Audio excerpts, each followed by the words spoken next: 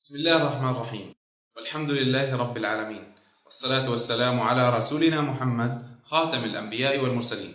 السلام عليكم ورحمة الله وبركاته. موضوعنا اليوم إن شاء الله حيكون عن الأسباب الإضافية للصداع الأساسي. تابعونا.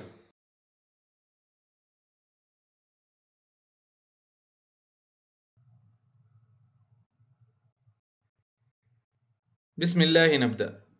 الأسباب الإضافية للصداع الأساسي. هذه الأسباب الإضافية ذكرناها في فيديو سابق بعنوان أسباب الصداع وأنواعه. هذه الأسباب قد تصنف ضمن الصداع الأساسي وقد تصنف ضمن الصداع الثانوي.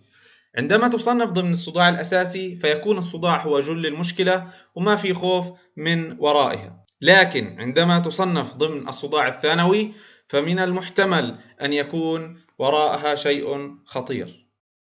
إن شاء الله في هذا الفيديو سنوضح الأسباب الإضافية للصداع الأساسي مع خواصها، كذلك سنذكر بعض النقاط المهمة التي تجعل الصداع ثانويا. سنذكر الآن بالأسباب الإضافية. صداع السعال الذي يأتي بعد السعلة أو الإجهاد الداخلي، وحنوضح هذه النقطة لما نصلها. الصداع الإجهادي يعني مثلا شخص بيجري أو بيعمل مجهود بدني ويصير معاه صداع. الصداع الطعني أن يكون على شكل طعنات أو زي سكاكين بتضرب في الرأس. الصداع مع النشاط الجنسي أن يكون مرتبطا بالنشاط الجنسي خصوصا النشوة. الصداع النومي يحدث أثناء النوم ويوقظ المريض من النوم. الصداع الدرهمي أو الحلقي أو يعني على شكل عملات نقدية، بمعنى أدق تكون هي قطع نقدية عشان هي قطرها صغيرة تقريبا من 2 إلى 6 سم القطر، ويكون في مكان ما في الرأس، ممكن تكون مكان أو أكثر من مكان. الآن إن شاء الله حنوضح واحدة واحدة منهم. صداع السعال الأساسي، هذا الصداع من اسمه يبدأ بعد السعال أو الإجهاد الداخلي، يعني زي لما واحد يضغط على بطنه من جوا، زي لما يروح على الحمام عزكم الله. يصيب غالبا اللي أكبر من 40 سنة.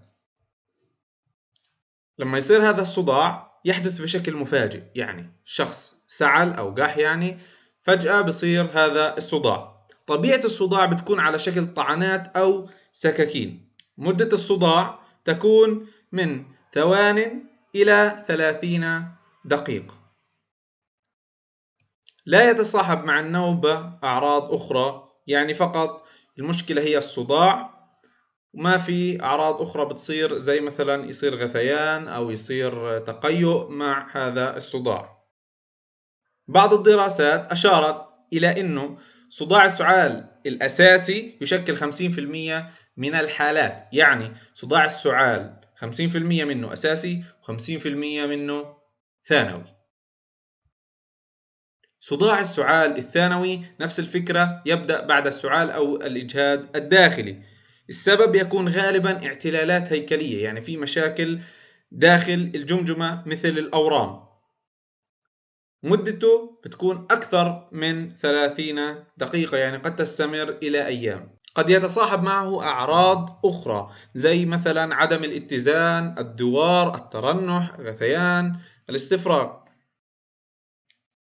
الآن العلاج بيكون دواء أو مسكن ألم مشهور اسمه اندوميثاسين اسمه العلمي. السعال الأساسي استجابته ممتازة على الاندوميثاسين، لكن السعال الثانوي بتكون الاستجابة ضعيفة. الصداع الإجهادي الأساسي هو صداع يحدث أثناء أو بعد ممارسة الرياضة البدنية، يعني مثلا شخص كان يجري أو يحمل أثقال وما إلى ذلك، أي رياضة بدنية، فبصير هذا الصداع بعدها أو أثناءها. ويصيب غالبا من هم في العشرينات، يعني بيكون عمره مثلا 24، يعني أكثر المتوسط العمر بيكون 24. صداع السعال كان كم؟ فوق 40. وهذا الصداع يحدث بشكل تدريجي وليس مفاجئ. طبيعة الصداع بتكون على شكل نبضات. مدته تكون من 5 دقائق حتى 48 ساعة. لا يتصاحب معه غثيان أو استفراغ أو أعراض أخرى زي الدوار أو ترنح إلى آخره. العلاج المفضل نفس علاج صداع السعال كان، اللي هو المسكن إندوميثاسين. الصداع الإجهادي الثانوي أكيد يحدث أيضا أثناء أو بعد ممارسة الرياضة البدنية، لكن السبب وراء الصداع الإجهادي الثانوي يكون ضربة على الرأس، ممكن ورم دماغي، اعتلالات في الأوعية الدموية، وأيضا نزف داخل الجمجمة. غالبا يصيب اللي عمرهم أكبر من 40 سنة، ومدته تتخطى 48 ساعة. يتصاحب معه أعراض أخرى مثل الاستفراغ. طبعا إحنا هيك فرقنا ما بين الثانوي والأساسي. الصداع الطعني الأساسي، بدي أذكر أهم ما يميز الصداع الطعني الأساسي. في حال صار صداع طعني وما كان فيه نفس هذه الصفات أو اختلفت بشكل كبير، فغالبا يكون صداع طعني ثانوي. هذا الصداع الطعني الأساسي يعني هو مفاجئ وعلى شكل طعنات سكين، لا يحدث في مكان واحد في الرأس. كيف يعني؟ يعني مثلا أتى اليوم نوبة من الصداع وكان المكان في أعلى الرأس أو في مكان ما في الرأس. في المرات القادمة لا يجب أن يتكرر دائما في نفس المكان، بل تكون في أماكن مختلفة. لا يكون مصاحب بأعراض أخرى، يعني ما في مثلا تقيؤ أو غثيان إلى آخره. تستمر مدة الصداع الطعني من ثوان حتى 15 دقيقة. لو زاد عن هيك غالبا بيكون صداع مش أساسي. لكن أيضا في بعض الحالات من الصداع الطعني الأساسي تخطت 15 دقيقة، لكن نادرة جدا. عدد النوبات من قليل جدا إلى أكثر من نوبة في اليوم. شو يعني؟ يعني مثلا ممكن تحصل عند الشخص نوبة كل شهر، وممكن تصير عنده 5 نوبات في اليوم. الصداع مع النشاط الجنسي هو صداع من اسمه مرتبط مع النشاط الجنسي. هذا الصداع ثلث الحالات كانت صداع نصفي، والثلثين بيكون على كل الرأس أو على نصفي الرأس. غالبا هذا الصداع في الرأس من الخلف، يعني المنطقة الخلفية من الرأس، وأيضا الحالات الأخرى في كل الرأس.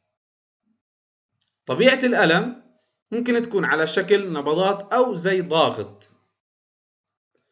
مدة هذا الصداع من دقيقة حتى 24 ساعة، وقد تصل في بعض الحالات إلى 72 ساعة. وهذا الصداع له نوعين، إما قبل النشوة أو أثناء النشوة.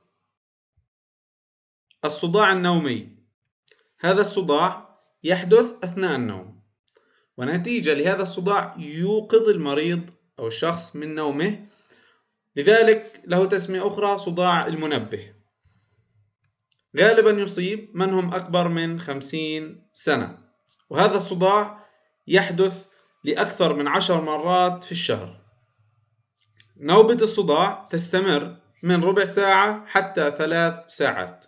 يوجد أكثر من طبيعة للصداع، ممكن يعني هو ممل ومزعج الألم، يعني ليس له وصف محدد. أيضا ممكن يكون على شكل نبضات أو طعنات. يكون الصداع نصفي في ثلث الحالات. ينصح بعمل صورة أشعة للرأس لاستثناء الأسباب الممكنة لكي لا يكون صداعا ثانويا. العلاج في حالة صداع نومي أساسي هو الكافيين، الاندوميثاسين، الليثيوم. طبعا يبدأ العلاج بالكافيين والاندوميثاسين والليثيوم في مراحل أخرى. الصداع الدرهمي، الصداع هذا على شكل عملات نقدية أو حلقات قطرها من 2 إلى 6 سنتي في مكان ما في الرأس. عادة مدة الصداع ثوان فقط، لكن قد تصل إلى دقائق أو ساعات. غالبا ما يكون في مكان واحد، يعني قطعة نقدية واحدة موجودة في الرأس، لكن أيضا قد تحدث أكثر من قطعة إنه فيها ألم يعني. لا يتصاحب معه أعراض أخرى من غثيان أو استفراغ إلى آخره. ينصح بعمل صورة أشعة للرأس لاستثناء الأسباب الممكنة، خصوصا صداع الدرهمي والصداع النومي. ليش؟ لأنه صعب نفرق بين الصداع الأساسي أو الثانوي في هذول الصداعين من خلال فقط العلامات المرضية، لذلك يفضل عمل صورة أشعة للرأس. إلى هنا نصل إلى نهاية هذا الفيديو. أي سؤال أو استفسار فأنا جاهز. وضع إعجاب ومشاركة الفيديو مع الأصدقاء يساهم في نشر الفائدة إن شاء الله. شكرا على استماعكم، والسلام عليكم ورحمة الله وبركاته.